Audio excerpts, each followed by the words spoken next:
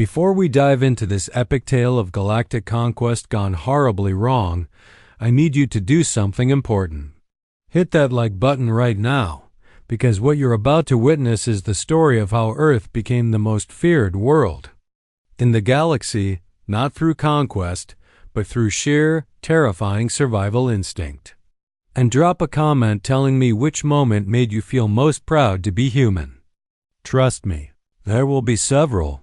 The war chamber of the Valdric Empire's flagship Dominator hummed with the quiet confidence of a species that had conquered 47 worlds without ever facing meaningful resistance. Crystalline displays showed tactical formations, resource extraction projections, and colonization timelines, all centered around a small, blue-green world in an unremarkable star system. Supreme Commander Thekvar stood 8 feet tall, his scaled hide bearing the ritual scars of a dozen successful campaigns. His reptilian eyes, cold and calculating, studied the rotating hologram of Earth with the same interest a collector might show for a particularly pretty trinket. "Target designation Sol 3, he rumbled, his voice carrying the authority of absolute power. Population approximately 8 billion carbon-based bipeds. Technology level: primitive kinetic weapons, basic nuclear fission, rudimentary space travel limited to their own moon." War Marshal Zixara clicked her mandibles in what passed for amusement among her insectoid species. Her compound eyes reflected the blue-white light of Earth's image as she gestured with one of her 4 arms. "Commander, surely you jest. This world warrants a full battle fleet? My scouts report they still use chemical propulsion for most of their spacecraft. They cannot even achieve faster than light travel." "Protocol demands thoroughness," Thekvar replied, though his tone suggested he agreed with her assessment. "The High Command has decreed that all worlds within the expansion sector must be pacified." Intelligence Officer Kelfer, his telepathic abilities having scanned thousands of human minds from the edge of their system, waved one of his 6 tentacles dismissively. "I have touched their thoughts, Commander. They are fragmented, chaotic. They fight among themselves over resources that could feed a dozen worlds.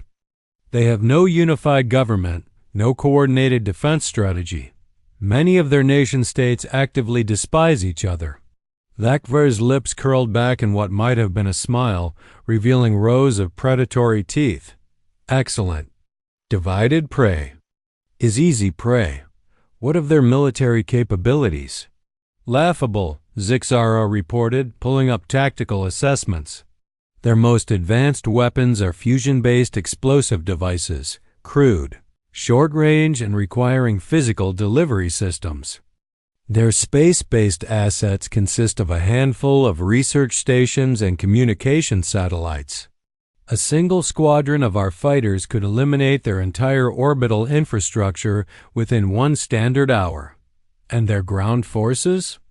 Thekvar inquired. "Primitive kinetic weapons, basic armor, no energy shields," Kelther answered.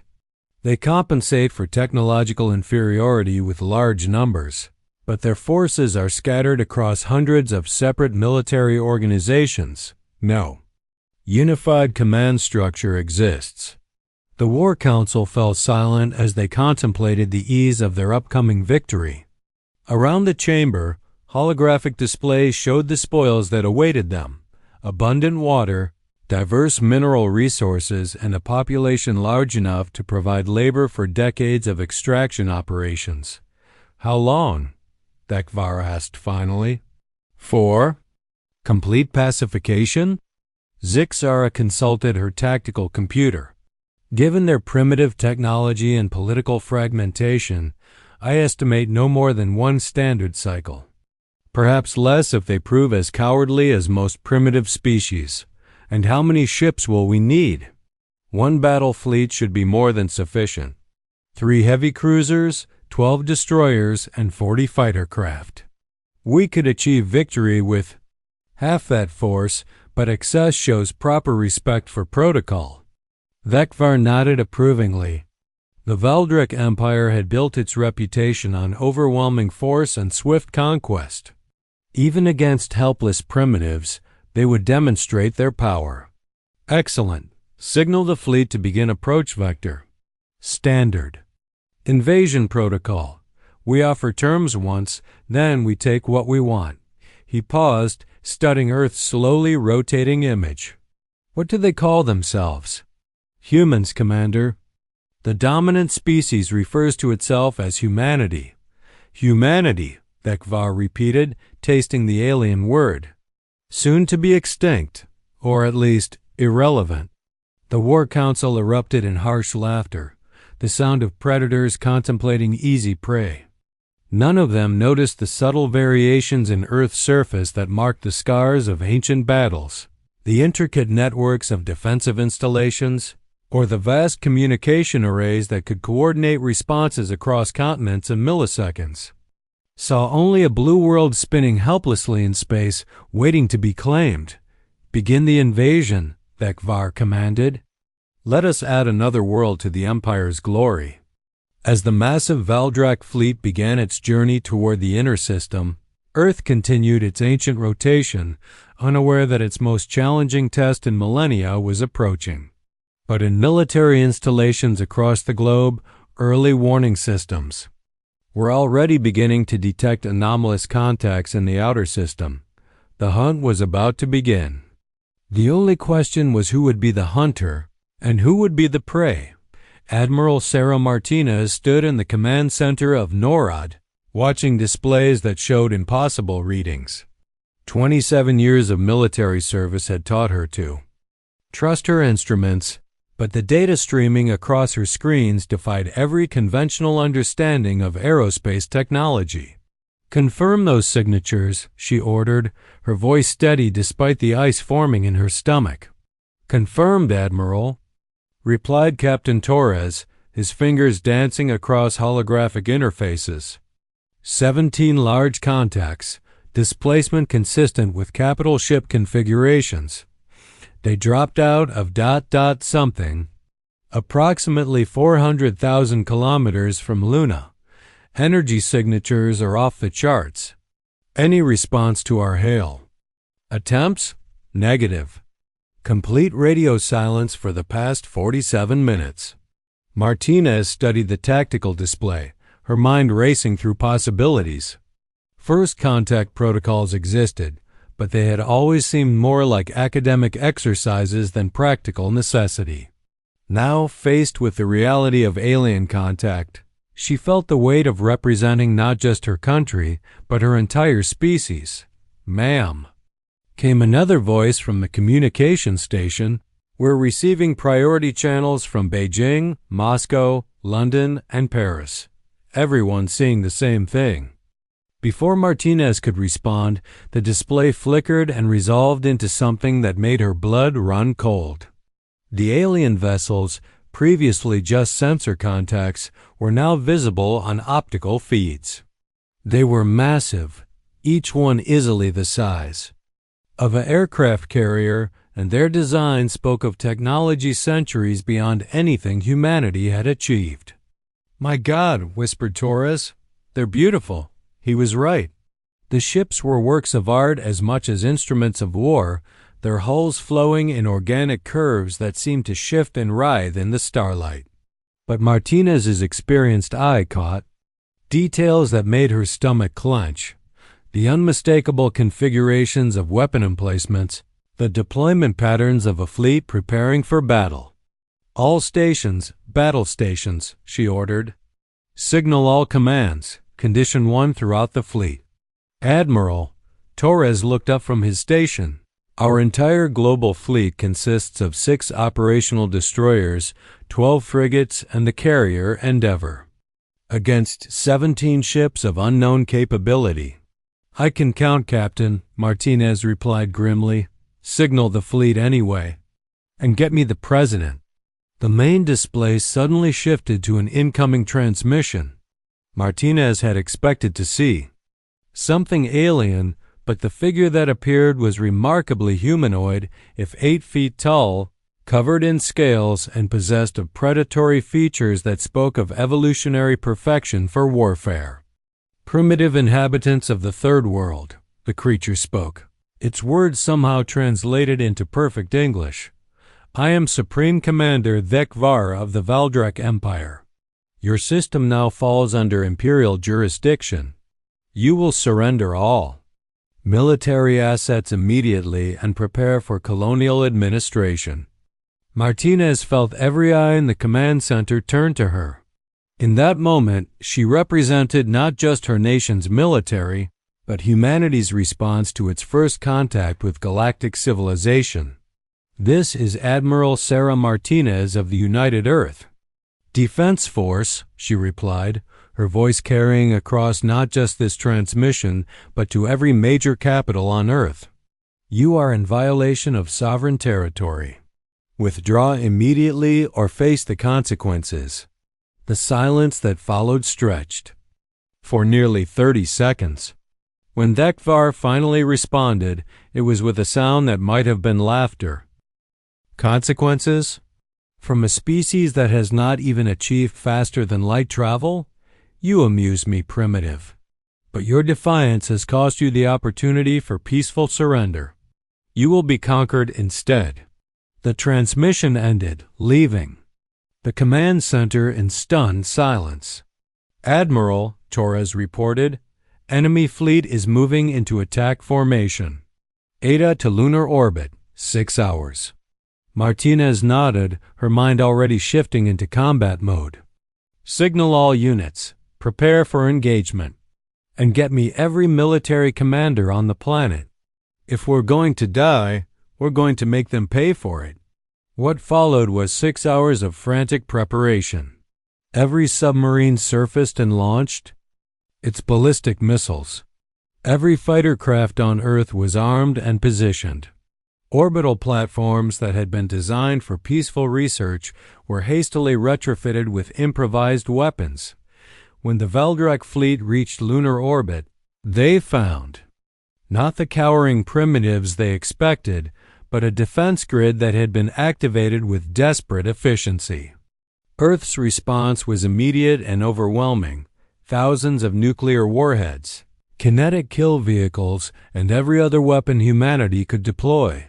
The alien ship's defensive systems absorbed the bombardment with contemptuous ease. Their energy, shields flaring briefly before returning to dormancy. But in those crucial first moments of combat, something important had been established. Humanity would not go quietly. Interesting, Zixara commented as she watched the primitive assault wash harmlessly over their fleet. They coordinate well for such a fragmented species. Irrelevant, Thekvar replied. Begin orbital bombardment. Target military installations first, then population centers. Make them understand the futility of resistance. But as Valdrek energy beams lanced down from orbit, striking military bases and communication centers, they discovered something unexpected.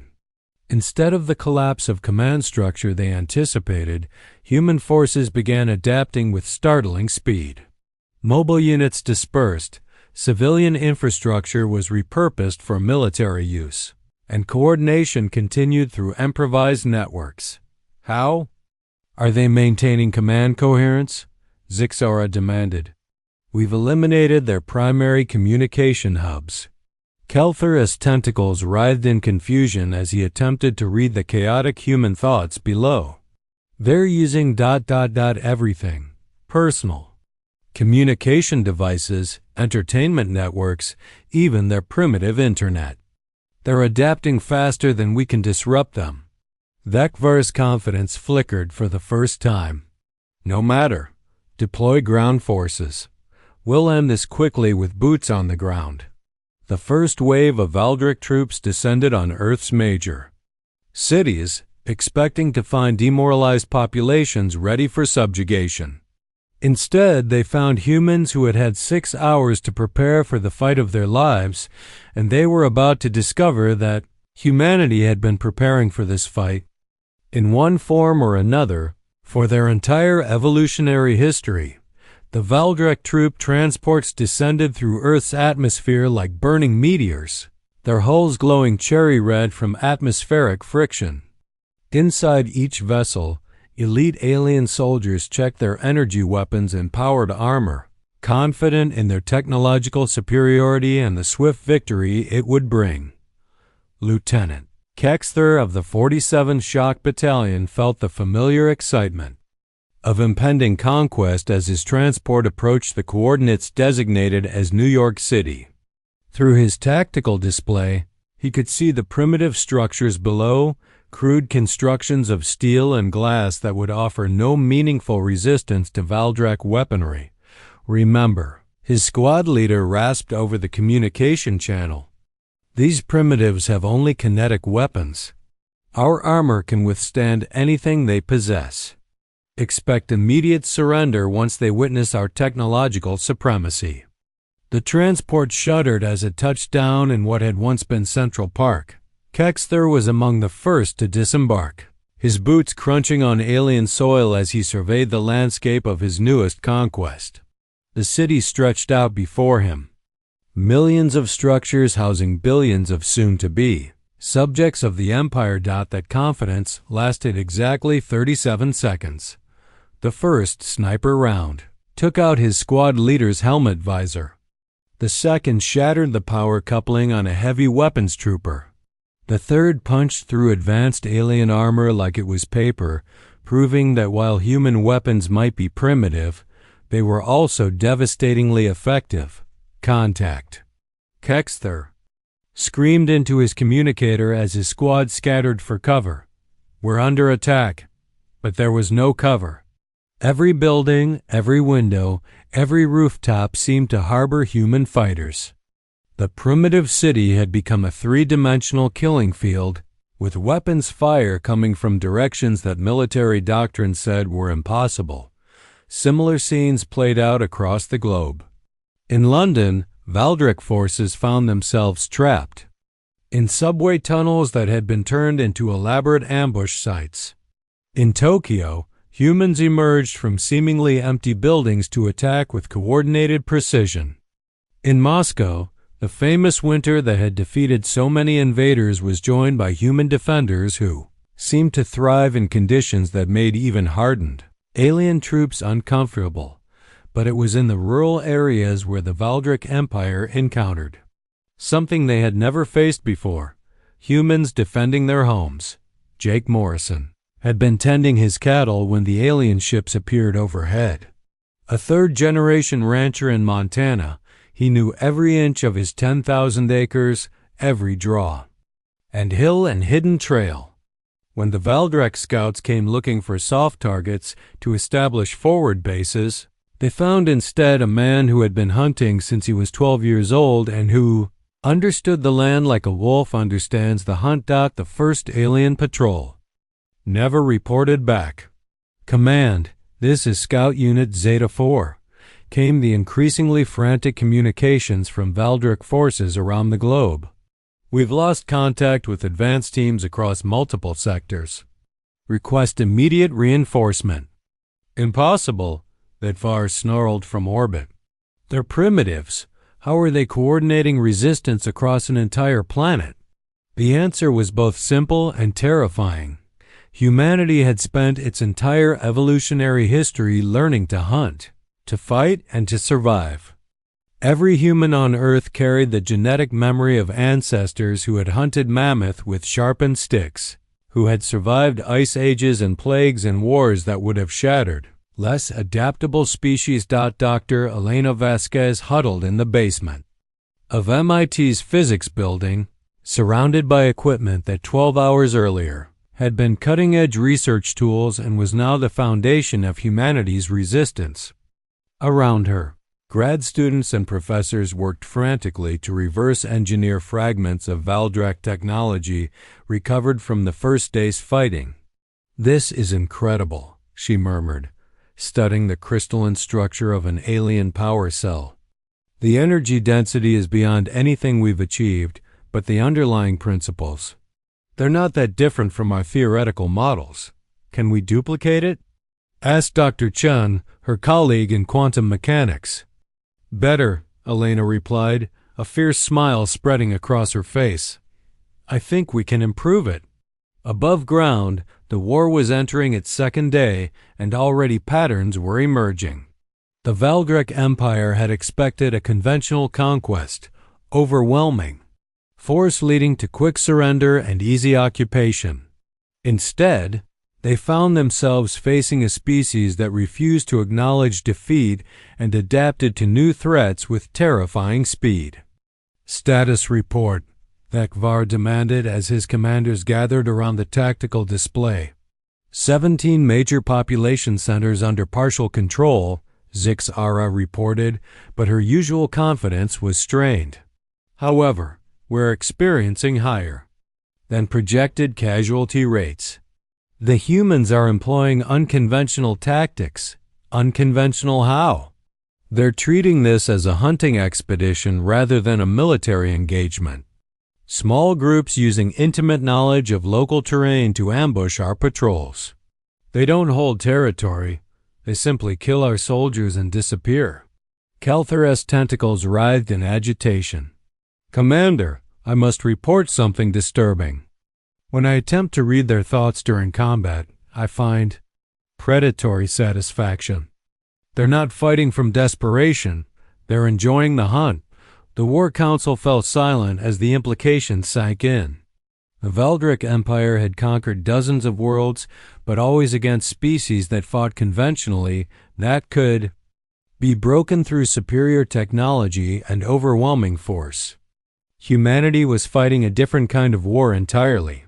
How long to achieve complete pacification? Thekvar asked quietly. Unknown, Zix-Ara admitted. Our projections assume the conventional response to occupation. If they continue current patterns of resistance ... give me a number. At current casualty rates, assuming no adaptation on their part and perfect adaptation on ours ... possibly several years. Thekvar's claws scraped against the command console. Unacceptable. Deploy additional forces. Increase orbital bombardment. Break their will to resist. But even as he gave the orders, something cold was growing in his chest, the first faint whisper of a concept that no Valdrek commander had ever seriously considered, the possibility of defeat. Hey there, defenders of Earth. We're just getting started with this epic tale of galactic conquest gone wrong. If you're feeling that human pride swelling up, smash that like button and let me know in the comments which Earth defense strategy impressed you most so far. We're about to see why humans are the galaxy's apex predators. 6 months had passed since the Valdrek invasion began, and the gleaming spires of their occupation forces now dotted Earth's landscape like metallic thorns. From orbit, it might have appeared that the conquest was proceeding according to plan. Alien administrative centers controlled major cities, resource extraction operations had begun in earnest, and human population centers were under constant surveillance. But beneath the surface, something else was growing. Dr. Elena Vasquez crouched in what had once been the Boston subway system, now transformed into humanity's most sophisticated research and development laboratory. The tunnels stretched for miles in every direction, connected to similar facilities in abandoned mines, natural cave systems, and the basements of seemingly destroyed buildings. Here, in the darkness beneath the occupied world, humanity was becoming something new. Show me the latest analysis, she said to her team of scientists, engineers, and whoever else had managed to reach their hidden sanctuary. Dr. Sarah Kim, formerly of CERN, activated a holographic display jury-rigged from captured Valdrek technology. We've had a breakthrough with our energy systems. Look at this.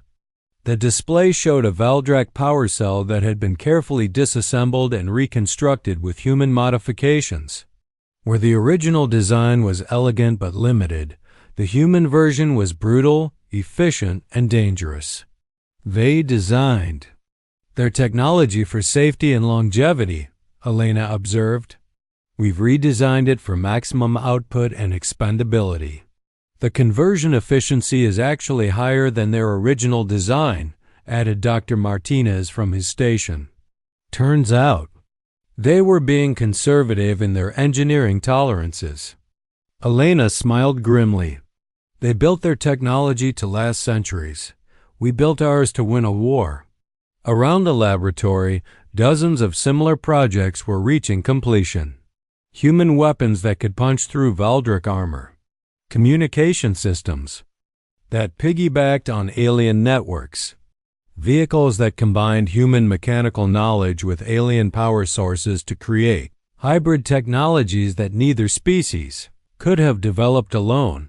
But the real war wasn't being fought in laboratories. 3.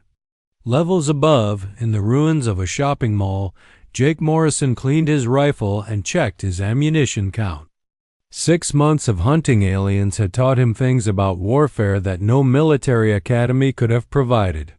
The Valdrak were individually superior to humans in almost every measurable way, stronger, faster, better armed, and protected by technology that should have made them invulnerable, but they had never learned to hunt. "Contact in Sector 7, came the whispered communication through his earpiece. 4-man patrol, standard reconnaissance pattern. Jake smiled and began moving through the rubble with silent precision. Around him, 5 other hunters began their own approaches, a retired Marine sniper, a park ranger from Colorado, a professional guide from Alaska, and 2 teenagers who had learned to kill aliens with the same casual efficiency. Their grandparents had learned to hunt deer. The Valdric patrol never knew what hit them. "Command, this is Patrol Unit Hexa 7, came the increasingly familiar distress call that echoed through Valdric communication networks. "We have failed to report to checkpoint, requesting immediate search and rescue." But search and rescue teams that went looking for missing patrols had a disturbing tendency to become missing patrols themselves.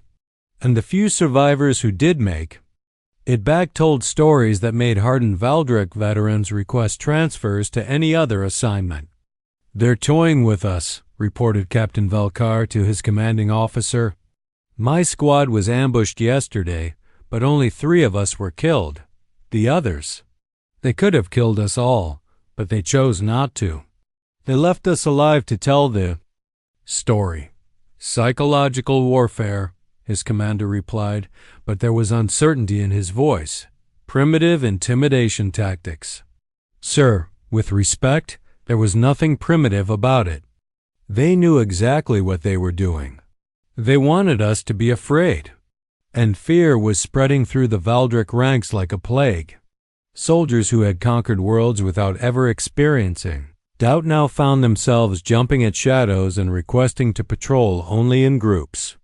The easy conquest had become a grinding, bloody occupation where death could come from any direction at any time. In the hidden command centers beneath occupied territory, human military leaders coordinated resistance with a precision that baffled their alien occupiers. General Patricia Hayes, former commander of NATO forces, studied tactical displays that showed the true state of the war. "Status report," she requested from her intelligence chief. "We've confirmed successful operations in 43 major cities and over 200 rural sectors," came the reply.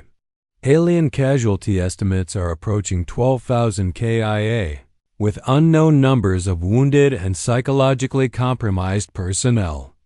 "And our losses?" "Approximately 8,000 confirmed dead, but replacement rate is actually increasing.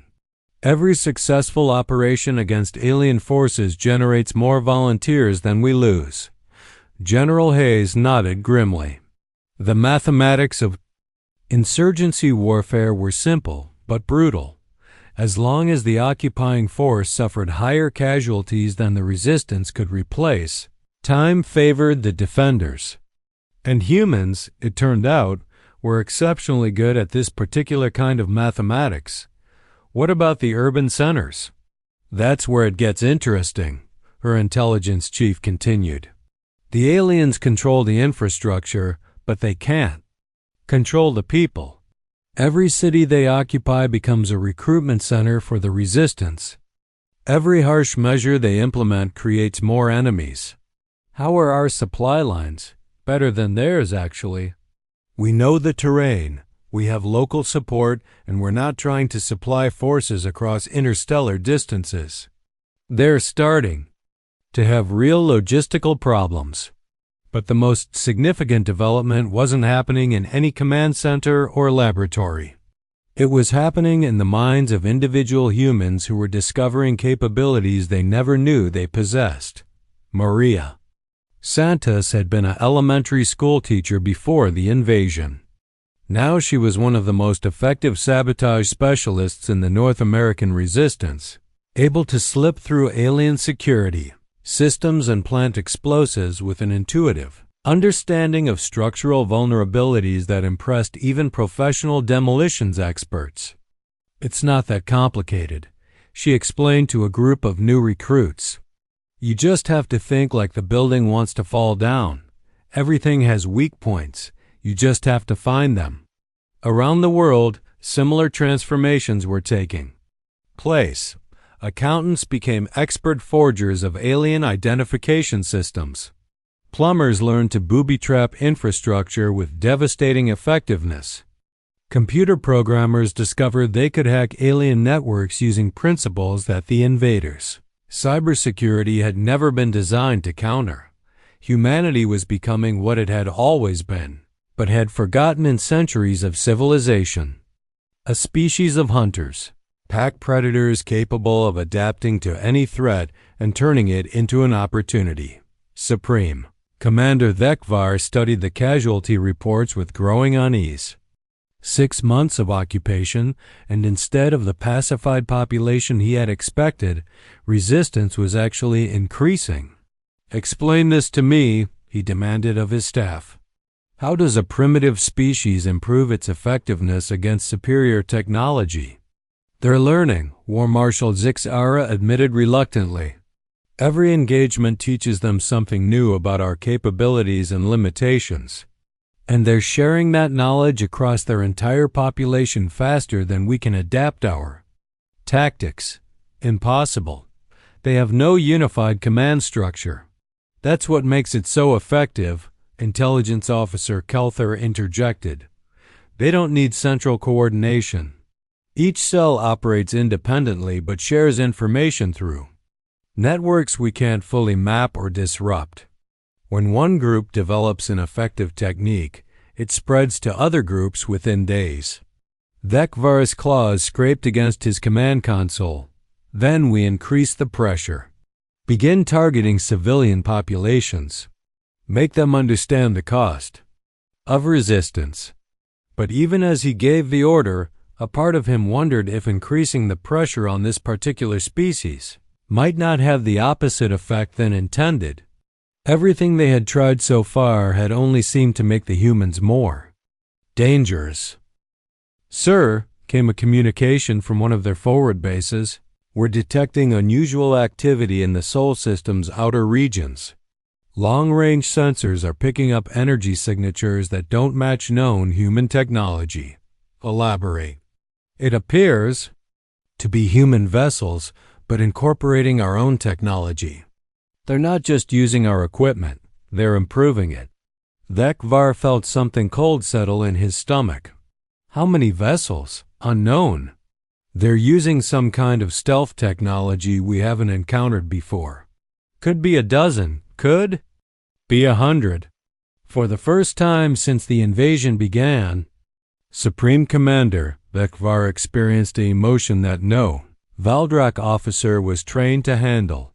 Doubt about the ultimate outcome of their conquest. Far below on Earth's surface, in hidden bunkers and improvised command centers, humanity continued its patient work of becoming something the galaxy had never seen before, a species that grew stronger under pressure, more unified in the face of division, and more dangerous when cornered. The underground war was just beginning. The thing that finally broke humanity's restraint wasn't a massive alien offensive or the destruction of a major city. It was something much smaller and infinitely more personal. They touched Jake Morrison's family. The Valdrek Relocation Directive had been issued as standard occupation procedure. Consolidate scattered rural populations into manageable administrative zones where they could be more effectively controlled and utilized for labor projects. To the alien commanders, it was simple logistics. To Jake Morrison, it was a declaration of war. "Ma'am, you need to come with us," the Valdrek soldier said. To Jake's wife Sarah, his translator device rendering the aliens' clicks and hisses into mechanical English. Relocation is mandatory for all human breeding pairs and their offspring. Sarah Morrison stood on the porch of the ranch house her great-grandfather had built, holding her 6-year-old daughter Emma's hand, watching alien soldiers prepare to load her neighbors into transport vehicles. "This is our home," she said quietly. "We're not leaving." "Resistance is futile," the soldier replied with the casual indifference of superior firepower. "Compliance is required." That's when Jake Morrison emerged from the barn where he had been watching the proceedings through his rifle scope, calculating angles and distances with the patience of a man who had spent his life hunting predators in the Montana wilderness. "Sir," Sarah said calmly, not taking her eyes off the aliens, "I believe you gentlemen are trespassing." The Valdrek patrol leader, a creature whose scaled hide bore the scars of dozens of campaigns, turned his attention to the human male approaching with steady, measured steps. Something in the human's movement pattern triggered ancient recognition. Software built into Valdrek DNA, warnings inherited from their own species' evolutionary past. This human was hunting them. "Stand down, primitive," the patrol leader ordered, raising his energy weapon. "Surrender yourself for processing or be eliminated." Jake Morrison stopped walking, standing 40 yards from the alien patrol with his hands visible and empty. When he spoke, his voice carried the kind of calm that came from absolute certainty. "You boys picked the wrong ranch to visit."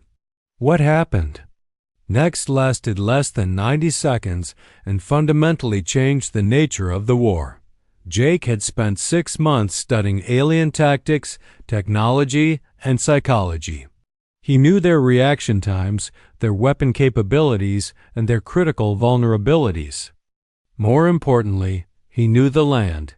Every rock, every tree, every sight line across 10,000 acres that had been in his family for 4 generations. The first shot came from the ridge behind the house. Jake's brother Tom, 200 yards away with a modified hunting rifle that fired rounds designed to punch through alien armor. The patrol leader went down before he could even identify the threat direction. The second and third shots came from different directions entirely. Sarah's brothers, positioned in predetermined firing positions that created interlocking fields. A fire across the farmyard. 2 more aliens fell. The remaining Valdrek soldiers, trained for conventional warfare, tried to return fire and seek cover. But there was no cover. Every piece of apparent shelter had been prepared as a killing field. And return fire was impossible when they couldn't locate the shooters. The last alien died trying to reach his communication device to call for support. Jake Morrison put his final round through the creature's chest from 30 yards away, using a pistol he'd carried for 20 years of Montana hunting seasons. "Emma," Jake called to his daughter, who had watched the entire engagement from the porch with the calm curiosity of a child raised on a working ranch. "Go tell your uncles to help Mommy drag these things into the barn. We've got work to do." Did it? News of the Morrison Ranch engagement spread through resistance networks with the speed of wildfire. But more than the tactical details, what spread was something else, a psychological shift that rippled through human consciousness like a stone dropped in still water. The aliens weren't invincible. They could be hunted. Within 24 hours, similar incidents began occurring across the globe. Isolated alien patrols simply disappearing. Supply convoys found abandoned with their guards missing. Communication outposts falling silent with no distress signals sent. Humanity had discovered something about itself that civilization had almost made it forget. It was a predator species. And predators, when sufficiently motivated, could be the most dangerous creatures in the universe. Dr. Elena Vasquez, monitoring communications from her underground laboratory, began cataloging reports that defied conventional military analysis. "Look at this pattern," she said to General Hayes during one of their encrypted briefings. "Rural areas first, then suburban zones, now urban perimeters. It's not random resistance. It's a coordinated hunting pattern." Explain. They're following instinctive pack hunting protocols. Isolate stragglers from the herd, eliminate them quietly, then gradually expand the hunting ground. It's not conscious. It's genetic memory from a million years of human evolution. General Hayes studied the tactical displays with growing amazement. "Are you telling me that our people are reverting to primitive hunting behaviors?" "I'm telling you that our people are remembering what they really are. And what they really are is the most successful predator species that Earth ever produced." The transformation wasn't limited to combat operations. In occupied cities, humans began displaying pack behaviors that anthropologists recognized but had never seen in modern populations. Information networks that operated on trust and kinship rather than technology. Resource sharing that prioritized group survival over individual advantage. And most disturbing to their alien occupiers, a collective patience that suggested they were planning something far beyond simple resistance. Captain Velkar, one of the few Valdrak officers to survive multiple encounters with human hunting parties, tried to explain to his superiors what they were facing. "They're not fighting a war," he reported during a tactical debriefing. "They're hunting us. There's a difference." "Elaborate," demanded his commanding officer. "When we fight a war, we seek to achieve military objectives, control territory, eliminate enemy capabilities, force surrender. When they hunt, they seek to kill us. That's the only objective. Not territory, not strategic advantage, just death. Primitive bloodlust. No, sir, sophisticated predation. They've studied our behavior patterns, our technology, our psychology. They know our weaknesses better than we know theirs.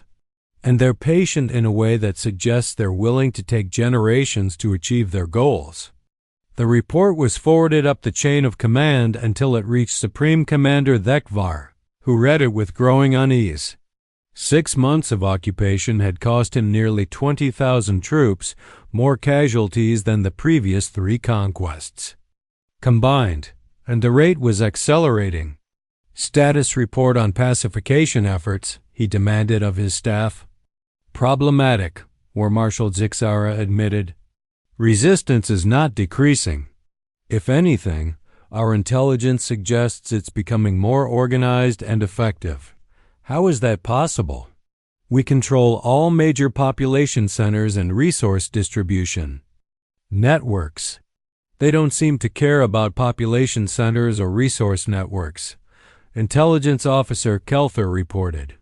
"They care about killing our soldiers, and they're becoming extremely proficient at it." Thekvar studied the casualty reports, noting patterns that made his blood run cold. The humans weren't just fighting back. They were learning. Every engagement taught them something new. Every loss was analyzed, cataloged, and compensated for in subsequent operations. "Recommendation?" he asked. "Full withdrawal to orbital stations," Zixara replied immediately. "Maintain control through bombardment rather than occupation. Ground operations have become inadvisable."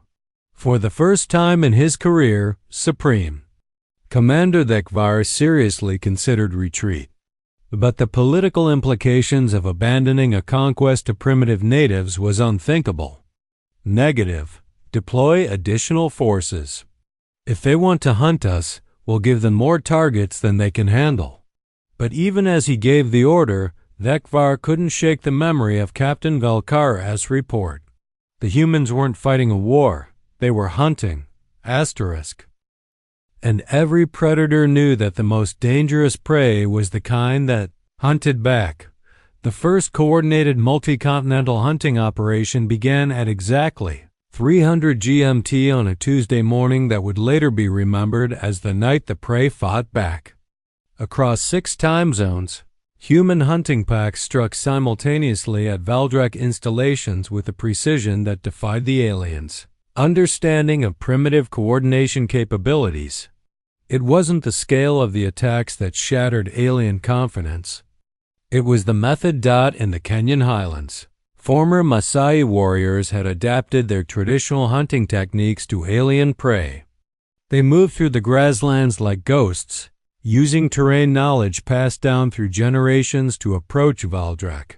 Perimeter posts from directions that sensors couldn't monitor and guards couldn't anticipate. Khoikai, who had once tracked leopards through acacia forests, now tracked alien patrols with the same patient skill. But where traditional hunts sought food for the village, this hunt sought something far more valuable: the complete elimination of predators that threatened the tribe. 7 targets, he whispered to his hunting partners through hand signals. Developed over millennia of silent communication. Standard patrol pattern. They haven't learned. The attack was swift, coordinated, and absolutely silent. 7 Valdrek soldiers died without ever knowing they were being hunted. But more importantly, their equipment disappeared, weapons, communication devices, and armor that would be studied, reverse-engineered, and turned against their creators. Simultaneously, in the mountains of Afghanistan, former Mujahideen fighters were teaching the galaxy's newest lesson in asymmetric warfare. The caves that had sheltered resistance fighters against superpower armies now housed human packs, preparing to hunt the most technologically advanced military force in known space. Rashid had fought against 3 different invasions of his homeland. But this time was different. This time, he wasn't fighting for politics or religion or ideology. He was fighting for species survival, and that primal motivation had awakened capabilities in him and his fighters that no conventional military training could have provided. They think like soldiers, he explained to his newest recruits, pointing to tactical displays captured from alien installations. They follow patterns, protocols, predictable responses. We think like hunters. We follow prey.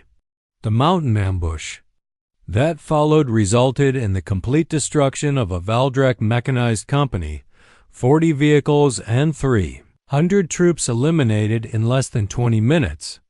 But the real victory was psychological. The survivors' reports described human fighters who seemed to appear from solid rock and disappear into the landscape like supernatural predators. In Australia's outback, Aboriginal trackers were teaching urban refugees skills that white civilization had spent 2 centuries forgetting. How to read tracks in dust that looked empty to alien eyes. How to move across terrain that seemed impossible to cross. How to survive in environments that would kill most sentient species within hours. Country knows everything, explained Thomas, whose grandfather had been among the last traditional hunters before European settlement. Rock tells you where they walked. Wind tells you where they're going. Sky tells you when to strike. The Aboriginal hunting techniques proved devastatingly effective against aliens who relied on technology rather than environmental awareness. Valdrek patrols found themselves stalked across hundreds of miles of desert by humans who could live off the land indefinitely and strike without warning before melting back into landscape that might as well have been another planet.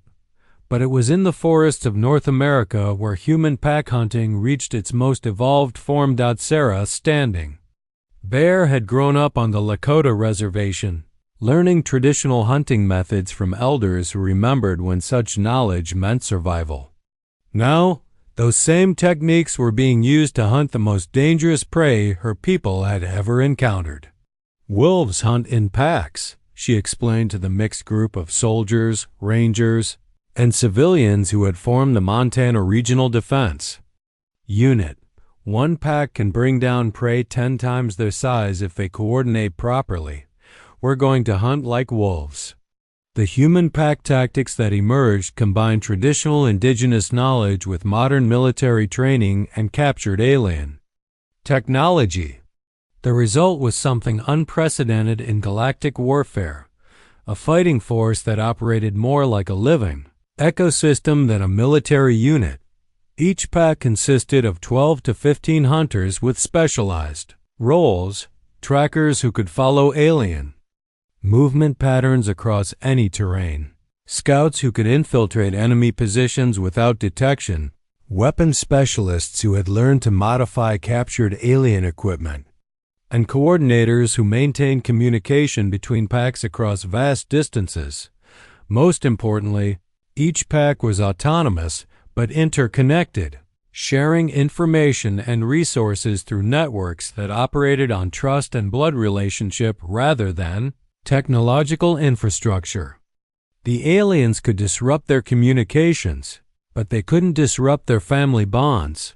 The effectiveness of these tactics became apparent during what Valdrek records later called the Yellowstone Massacre. A full Valdrek regiment, nearly 2,000 troops with heavy equipment and air support, entered Yellowstone National Park to establish a forward base for resource extraction operations. They never came out. The human packs that engaged them used the park's unique geography as a weapon. Geothermal features became traps that could cook aliens alive in their own armor. Wildlife corridors became ambush routes. The ecosystem itself became part of the hunting strategy. "We didn't fight them," reported Maria Santos, one of the pack leaders involved in the operation. "We fed them to the land. Yellowstone has been killing things that don't belong here for millions of years. We just helped it along." The psychological impact on Valdrek forces was devastating. Elite troops who had conquered worlds began refusing deployment to Earth's surface. Requests for transfers reached epidemic proportions, and those who did deploy operated in a state of constant fear that degraded their effectiveness to near uselessness. "They're everywhere," reported Lieutenant Zextel in what would be his final communication before his unit disappeared in the Amazon rainforest. "We can't see them, can't track them, can't predict them. They move through the jungle like it's their natural habitat." "Because it is," Dr. Elena Vasquez observed when the communication was intercepted and analyzed. "Every human on Earth is descended from ancestors who survived in environments like this. The knowledge is in their DNA." But the most disturbing development from the Valdrek perspective wasn't the tactical effectiveness of human pack hunting. It was the psychological transformation it was producing in the human population. Intelligence Officer Kelfer, attempting to analyze human thought patterns, reported findings that shook the Valdrek command structure. "They're not the same species they were 6 months ago," he informed Supreme Commander Thekvar. "The psychological profiles have changed fundamentally. They're thinking like apex predators now, meaning they no longer see us as invaders or occupiers, they see us as prey. And they're experiencing the satisfaction that predators feel when hunting successfully." Thekvar studied the reports with growing dread. Casualty rates were approaching 30% of deployed forces. Morale was collapsing. And most disturbing of all, human capabilities seemed to be accelerating rather than plateauing. "How many humans are we facing?" "Unknown." Intelligence estimates suggest that resistance participation has grown from isolated military units to include significant portions of the civilian population. "They're not recruiting soldiers, they're awakening hunters." Recommendation?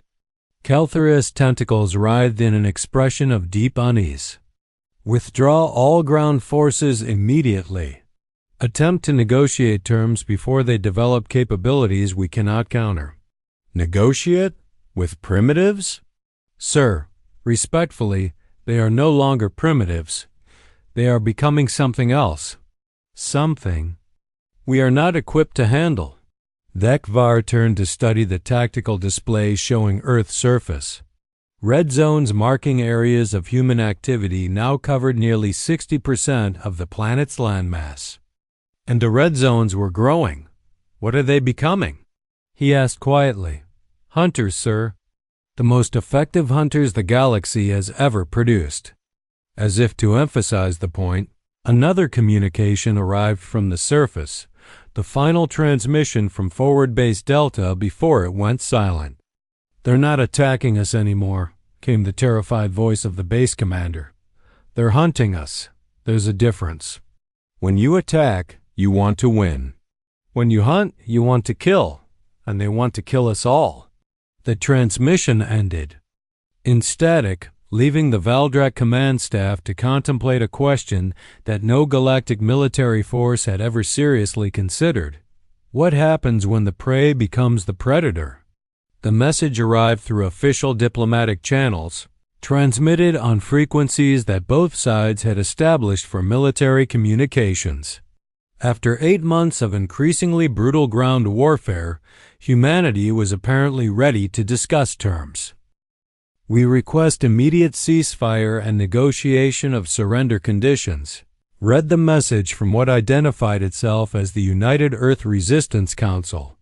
Terms to be discussed at neutral location, the ruins of the United Nations complex in Geneva, Switzerland.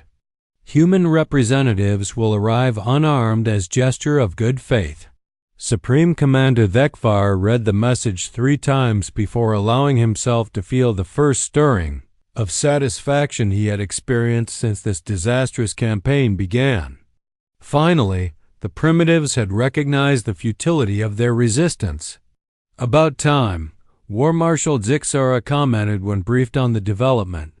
Our casualty reports were becoming problematic. Problematic was a significant understatement. 8 months of occupation had cost the Valdrak Empire nearly 40,000 troops, more than their previous 5 conquests combined. Entire units had simply disappeared, their fates unknown but their silence eloquent. The humans had proven surprisingly adept at making alien soldiers vanish without trace. What are our intelligence assessments regarding their sincerity? Thekvar asked. Intelligence Officer Kelthor consulted his reports with visible unease. Their thought patterns suggest genuine war weariness. The resistance network shows signs of strain. However, I must note that human psychology remains difficult to interpret accurately. Elaborate. They think in ways that don't conform to standard behavioral models. Even in defeat, there are aspects of their mental patterns that suggest satisfaction. Thekvar dismissed the observation with a gesture, primitive bravado. They're attempting to salvage dignity from inevitable surrender. The location suggested by the humans was strategically sensible.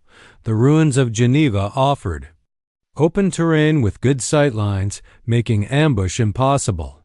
The UN complex, though damaged by early orbital bombardment, still possessed sufficient infrastructure for formal negotiations. Security arrangements? Thekvar inquired. Full battalion deployment around the negotiation site, Zixara reported. Air superiority assets in overwatch positions. Electronic warfare units to prevent communication with any hidden resistance cells. Standard occupation protocol. Excellent. Deploy immediately. I want this concluded quickly. What the Valdrak didn't realize was that Geneva hadn't been chosen despite its security advantages. It had been chosen because of them. Every aspect of the location that made it appear safe for alien negotiators had been carefully considered and prepared by human planners, who understood something that the invaders had never learned: the difference between a meeting place and a killing ground. Dr. Elena Vasquez stood in the ruins of CERN's particle accelerator facility, 20 kilometers beneath the city of Geneva, surrounded by equipment that 8 months earlier had been the most advanced physics research installation on Earth. Now it was the control center for the most sophisticated trap ever constructed by human intelligence. "Final systems check," she called to her team of scientists, engineers, and military specialists. "Gravimetric distortion field, operational," reported Dr. Chun from his station. "Electromagnetic pulse grid, charged and ready," added Dr. Petrov. "Kinetic bombardment system, all satellites in position. Confirm general haze through secure communication." Elena nodded, studying the three-dimensional holographic display that showed Geneva from bedrock to stratosphere. Every building, every street, every possible approach had been mapped, analyzed, and prepared. The city had been transformed into a machine with one purpose: killing aliens. "Remember," she addressed her team, "this isn't just about eliminating their negotiation team. This is about sending a message to every alien species in the galaxy. Earth is not a world you want to invade." On the surface, the formal preparations were proceeding exactly as expected. Valdrak forces had established a secure perimeter around the UN complex with overlapping fields of fire and multiple redundant security systems. To any conventional military assessment, the area was impregnable. Admiral Sarah Martinez, now serving as Earth's primary military coordinator, stood in what remained of the UN General Assembly building, reviewing final preparations with her staff. Around her, the carefully selected human delegation made last-minute adjustments to equipment that appeared to be diplomatic materials but served rather different purposes. "Alien forces are in position," reported Colonel Torres. "Exactly where we expected them." "Excellent. Signal all units. Operation Mousetrap is go." The human delegation that arrived at the Geneva ruins appeared to fulfill every expectation of defeated primitives seeking terms. World leaders who looked appropriately humbled, military officers who had clearly accepted the hopelessness of continued resistance, and civilian representatives who seemed eager to discuss the practical details of surrender. Vekvar, flanked by his senior staff and a full company of elite guards, took his position across the negotiating table from Admiral Martinez and her delegation.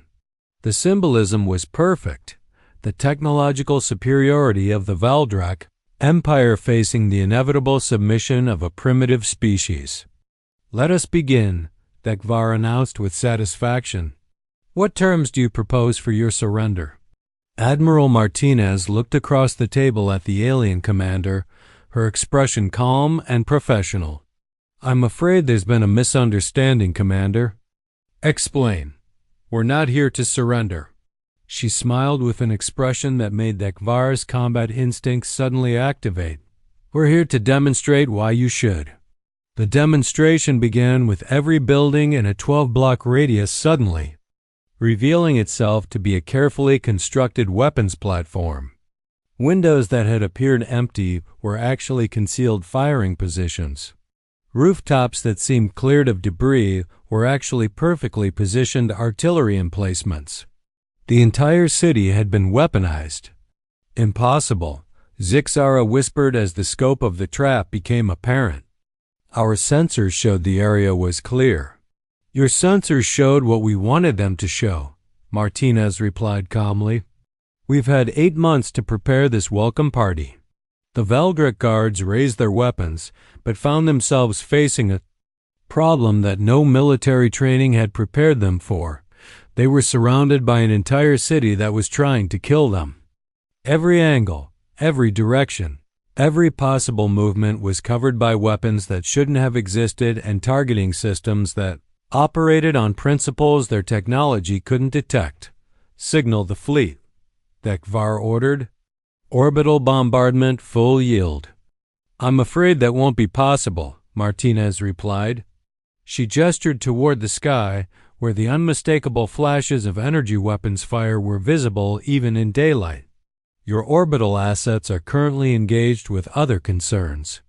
High above Geneva, the space battle that would later be called the Lunar Engagement was reaching its climax.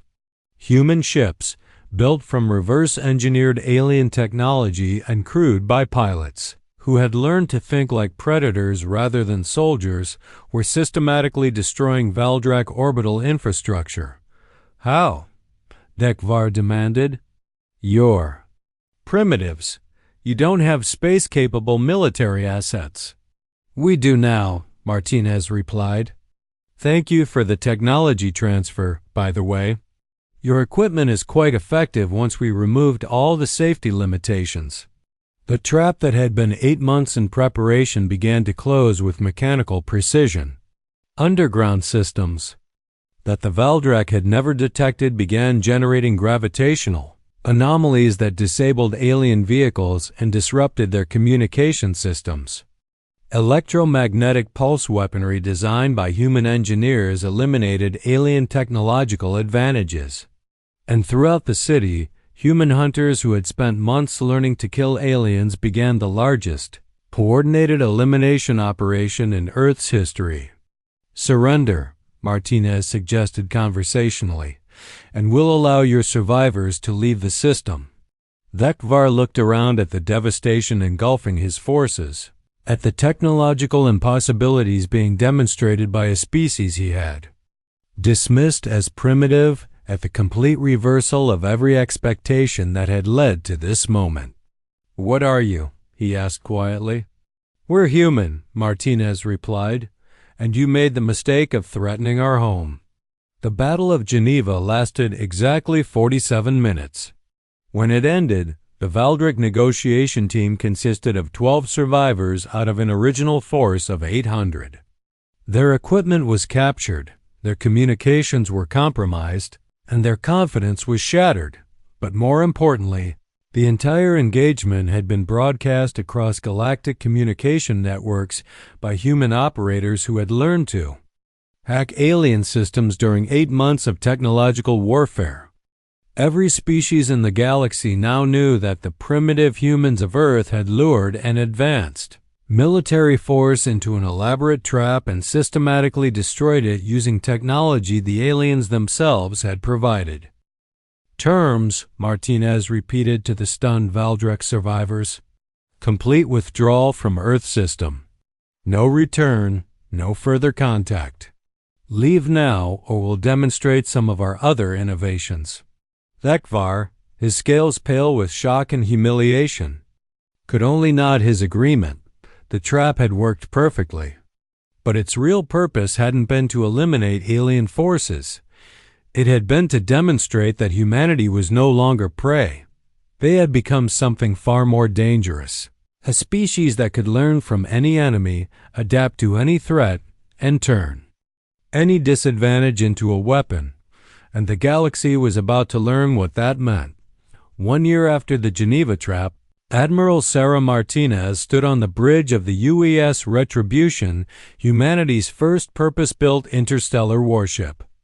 Around her, displays showed the impossible, a human fleet pursuing retreating alien forces through the void between stars, hunting them with the same relentless patience their ancestors had used to track mammoth across the ice. Status report, she ordered, her voice carrying the authority of someone who had learned to command not just ships, but the respect of the galaxy. Target fleet bearing 27 Mark IV, reported Captain Chen from the navigation station. Range approximately 40 million kilometers in closing. They're trying to reach the jump point to the Valdrak home system. Let them run, Martinez replied with grim satisfaction. They're leading us exactly where we want to go. The bridge crew worked with the quiet efficiency of predators who had found their stride. These were humans who had spent a year learning to operate captured alien technology, but more importantly, they had learned to think beyond the limitations that alien engineers had built into their designs. Engineering report, Martinez requested. Fusion reactors operating at 130% of design capacity, came the reply from Chief Engineer Rodriguez. The Valdrek safety protocols really were quite conservative. We're generating 40% more power than the original specifications. Weapon status? All systems operational? The hybrid human Valdrek torpedo design is performing better than projected. Turns out combining human explosives with alien guidance systems creates some interesting synergies. Martinez nodded, studying the tactical display that showed the retreating Valdrek fleet. 12 ships running in a formation that spoke of desperation rather than strategy. They had started with 37 vessels when they fled Earth's solar system. Human pursuit tactics had whittled them down ship by ship across 3 star systems. "They're entering the asteroid field," reported the sensor operator.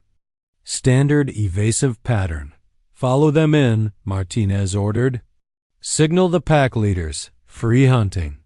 What followed was a demonstration of something new in galactic warfare. Space combat conducted like a pack hunt rather than a military engagement.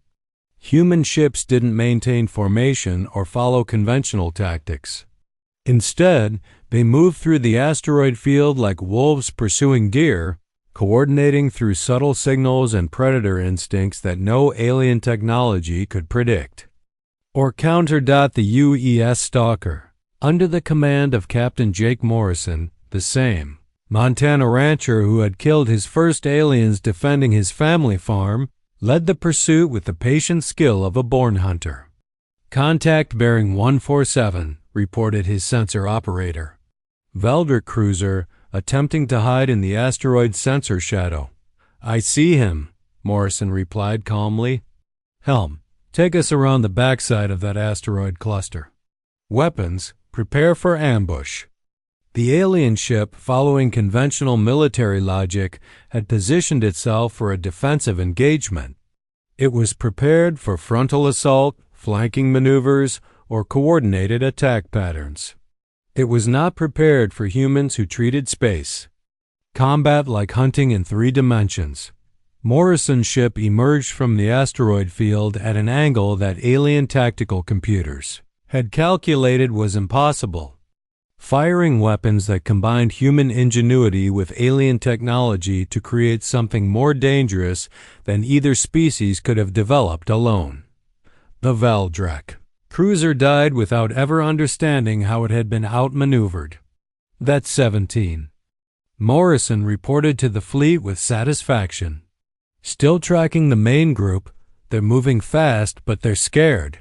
Scared prey makes mistakes." Throughout the fleet, similar scenarios played out as human ships demonstrated capabilities that redefined space warfare. They used gravity wells as slingshots to achieve impossible accelerations. They employed asteroid fields as cover for approaches that violated every principle of naval tactics. Most disturbing to their alien prey, they showed patience that suggested they were willing to pursue their quarry across the entire galaxy if necessary. On board the Valdrek flagship Dominance, Supreme Commander Thikvar watched his fleet being systematically destroyed by primitives who shouldn't have been capable of interstellar travel, much less interstellar warfare. "How many ships have we lost?" he asked, though he already knew the answer would be devastating. 25 confirmed destroyed, War Marshal Zixara reported. 8 more reporting critical damage, and Commander ... they're still coming. Thikvar studied the tactical display, watching human ships move through space with a fluid coordination that spoke of something deeper than military training. "They're not fighting like soldiers," he observed. "They're hunting like pack predators. Sir, we should reach the home system jump point in approximately 6 hours. Once we're in Valdrek space, we can summon reinforcements and lead these hunters directly to our homeworld." Thikvar's voice carried a note of horror. "Do you understand what we've unleashed? These aren't soldiers seeking military victory. They're predators eliminating a threat to their territory. The pursuit continued through the void human ships, maintaining contact with their prey through sensor techniques that combined alien technology with human intuition. They tracked energy signatures, gravitational disturbances, and subtle changes in the cosmic background radiation that revealed the passage of fleeing ships. But more than technology, they relied on understanding their quarry's psychology. Humans had spent thousands of years learning to predict the behavior of fleeing prey, and the principles remained the same whether tracking wounded deer through a forest or damaged alien ships through the galaxy. They're going to make a stand at the Keth Nebula, predicted Dr. Elena Vasquez, now serving as the fleet's tactical analyst. It's the perfect defensive position: sensor interference, gravitational anomalies, multiple escape routes. Then that's where we spring the trap, Martinez replied. Signal all ships. Implement hunting formation. Theta. We're going to show them what happens when the prey tries to turn and fight. The Battle of Keth Nebula would be remembered as the moment when humanity announced its arrival as a galactic power. But more than that, it was the moment when every species in the galaxy realized that humans didn't fight like any other race they had encountered. The Valdric fleet, desperate and cornered, deployed every advanced weapon and defensive system in their arsenal. They had superior numbers, better technology, and the advantage of a defensive position in terrain that should have favored experienced void fighters. It didn't matter. Human ships moved through the nebula like ghosts, using the sensor interference. That was supposed to protect the aliens as cover for approaches that came from impossible directions. They struck with coordinated precision that spoke of telepathic coordination. Though the aliens knew humans possessed no such abilities, the reality was simpler and more terrifying. Humans had learned to fight as a pack, coordinating through subtle cues and predator instincts that a million years of evolution had bred into their DNA. Impossible, Vekvar whispered as he watched his fleet being systematically destroyed by creatures that had been throwing rocks at each other when his species achieved interstellar travel. They can't coordinate like this without central command. They don't need central command, Intelligence Officer Kelther replied, his tentacles writhing in a mixture of fear and fascination. They're operating on instincts that predate technology. Pack hunting behaviors refined over millennia of evolution. The final phase of the battle lasted 11 minutes. When it ended, the Valdric flagship Dominance was the only alien vessel still capable of flight, and it was being herded toward the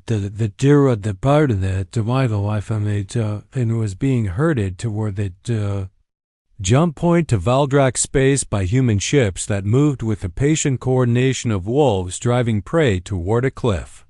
Final offer, came Admiral Martinez's voice over the communication channel. Surrender now, and we'll let you return home to warn your people. Continue to resist, and we'll follow you to your homeworld and demonstrate some of our other innovations. Vekvar looked around his damaged bridge, at the few surviving members of his crew, at the tactical display showing human ships, arranged in a formation that was part military deployment and part predatory encirclement. "What do you want?" he asked quietly. "Simple," Martinez replied. "Leave us alone, never threaten Earth again, and warn every other species in the galaxy what happens when they make the mistake you made. And if we refuse, then you'll discover what humanity is really capable of when we stop holding back." The threat carried weight that went far beyond mere words.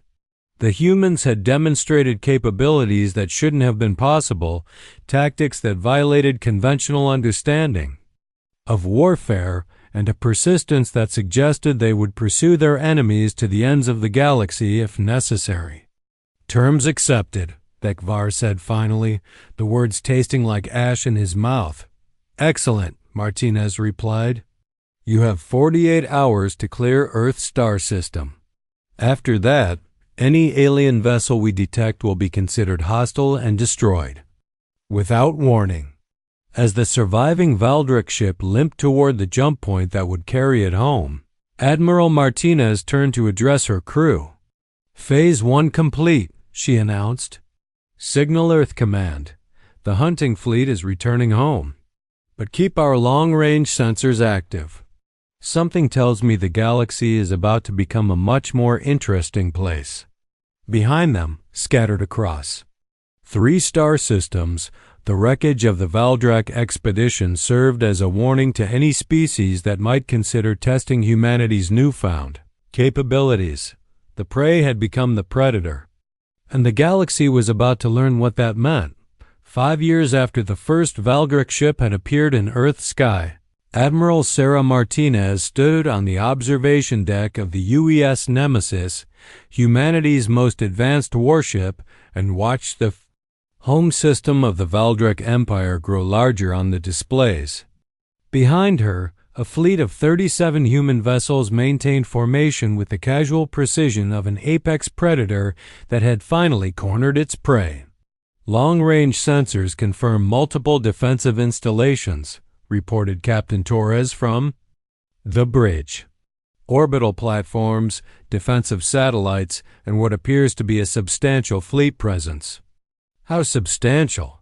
Martinez asked, though her tone suggested the answer mattered less than military protocol demanded. "Approximately 300 vessels of various classifications. They've been building ships faster than intelligence projections," suggested. Martinez nodded, unsurprised. Fear was an excellent motivator for technological advancement, and the Valdrak Empire had spent 5 years living in terror of human retaliation. Unfortunately for them, fear-driven engineering rarely produced the kind of innovations necessary to counter a species that treated warfare as evolution in action. "Signal the fleet," she ordered, "standard hunting formation. Make them understand that running isn't going to work this time." The communication that followed would be analyzed by xenopsychologists for generations, not for its diplomatic content, but for what it revealed about humanity's fundamental approach to interstellar relations. "Valdrak Command, this is Admiral Sarah Martinez of the United Earth Fleet," she began, her voice carrying across the void to reach the homeworld of a species that had once considered humans to be primitive cattle. "5 years ago, you made the mistake of threatening our home. Today, we're here to collect on the debt." The response came from what could only be the planetary defense coordinator, his voice tight with the kind of controlled panic that came from facing an impossible situation. "Human fleet, you are in violation of Valdrak territorial space. Withdraw immediately or face the consequences." Martinez's laugh carried no humor. "Commander, we are the consequences. You brought war to our world. Now we're returning the favor." What followed was 47 minutes of the most one-sided battle in galactic history. The Valdrak had spent 5 years preparing for human retaliation, building defensive systems based on their understanding of human technological capabilities. But their understanding was 5 years out of date, and humanity had spent those years doing what humans did best: learning, adapting, and improving. The human ships that engaged the Valdrak home fleet bore no resemblance to the primitive vessels that had first pursued fleeing aliens through interstellar space. These were purpose-built weapons of war, designed by engineers who had studied alien technology not to copy it, but to surpass it. "Initiating quantum disruption fields," reported the weapons officer aboard the Nemesis. "Target fleet coordination should be compromised in approximately 30 seconds. The effect was immediate and devastating. Valdrak ships that had been operating in perfect coordination suddenly found their communication systems experiencing random failures, their navigation computers providing contradictory data, and their tactical systems unable to distinguish between allied and enemy vessels. "How?" demanded the Valdrak fleet commander over increasingly degraded communication channels. "Quantum disruption technology doesn't exist." "It does now," Martinez replied calmly. human innovation at its finest. We took your quantum communication principles and figured out how to weaponize them. But the real demonstration of human advancement came when the Nemesis deployed what Dr. Elena Vasquez had dubbed the Planet Cracker, a weapon system that combined human understanding of physics with alien technology to create something that neither species could have developed independently. Gravimetric lance charging, reported the weapons officer. Target: Valdrak Orbital Defense Grid. What happened next redefined the word overkill. The gravimetric lance didn't destroy the orbital defenses. It folded space-time around them, creating localized gravitational anomalies that compressed the defensive platforms into dense spheres of exotic matter approximately the size of basketballs. "Sweet Jesus," whispered Captain Torres. "We just compressed a space station into a marble." "Science is wonderful," Martinez replied with satisfaction. "Signal the remaining Valdrak fleet. Surrender now, or we demonstrate what this weapon does to planetary surfaces." The surrender came within minutes, transmitted on frequencies that carried the unmistakable signature of complete capitulation. But Martinez wasn't finished. "Valdrak Command, prepare to receive a boarding party. We have some things to discuss." The meeting that followed took place in the ruins of the Valdrak High Command Center, with human Marines standing guard while Admiral Martinez addressed the surviving leadership of a once mighty empire. The symbolism was intentional and devastating. The species that had once dismissed humans as primitives now sat in their own destroyed capital, listening to terms dictated by their former prey. "Here's how this works," Martinez began, her voice carrying the authority of absolute victory. "From this moment forward, the Valdrak Empire is dissolved. Your military fleet is disbanded. Your territorial claims are void." "Impossible," protested High Admiral Velkaran, the highest-ranking Valdrak military officer to survive the battle. "We are a galactic power. We have ruled this sector for millennia." "Were," Martinez corrected, past tense. "You were a galactic power. Now you're a species under human protection, assuming you demonstrate the wisdom to accept it." The terms that followed were harsh but not genocidal. The Valdrak would be permitted to maintain defensive forces sufficient for system security, but any vessel capable of interstellar warfare would be confiscated or destroyed. Their government would be restructured under human oversight, and most importantly, they would serve as a living example to the galaxy of what happened when humanity was threatened. "You cannot do this," Velkaran protested. "The Galactic Council will never accept human hegemony over established civilization." Martinez smiled with an expression that made several Valdrak officials instinctively step backward. "Admiral, you're operating under a fundamental misunderstanding. We're not seeking to establish hegemony over your civilization." "Then what do you want?" "We want to make sure this never happens again. Earth will never again face an invasion from species that mistake our restraint for weakness." The announcement that followed was broadcast across galactic communication networks, reaching every species, every government, every military commander in known space. The message was simple, direct, and terrifying in its implications. "This is Admiral Sarah Martinez speaking for the United Earth Defense Force," the transmission began. "Today, human forces have successfully defended our interests against aggression by the Valdrak Empire. The Valdrak military has been defeated, their government dissolved, and their territory placed under human protection." The pause that followed allowed the implications to sink in across a dozen different species and political systems. Let this serve as notice to all galactic civilizations. Earth is not interested in conquest, expansion, or galactic domination. We want only to be left alone. However, any species that threatens our world, our people, or our interests will face The same consequences demonstrated here today. Earth's message to the galaxy is simple. We came in peace. We hope to remain in peace, but we are prepared for war in ways that your military strategists cannot imagine. Choose your path accordingly. The transmission ended, leaving the galaxy to contemplate a new reality. A species they had dismissed as primitive had not only defeated one of the established galactic powers, but had done so with such overwhelming superiority that the very nature of interstellar politics had been fundamentally altered. On Earth, celebrations were muted. Humanity had won a victory that established them as a galactic power, but it was a victory born of necessity rather than ambition. They had never wanted to conquer the stars. They had simply wanted to defend their home. "Status report," Martinez requested as the human fleet prepared for the return journey to Earth. "Mission accomplished," came the reply from every ship. In the fleet, "Threat neutralized, message delivered." "Then let's go home," Martinez said quietly. "We've done what we came to do."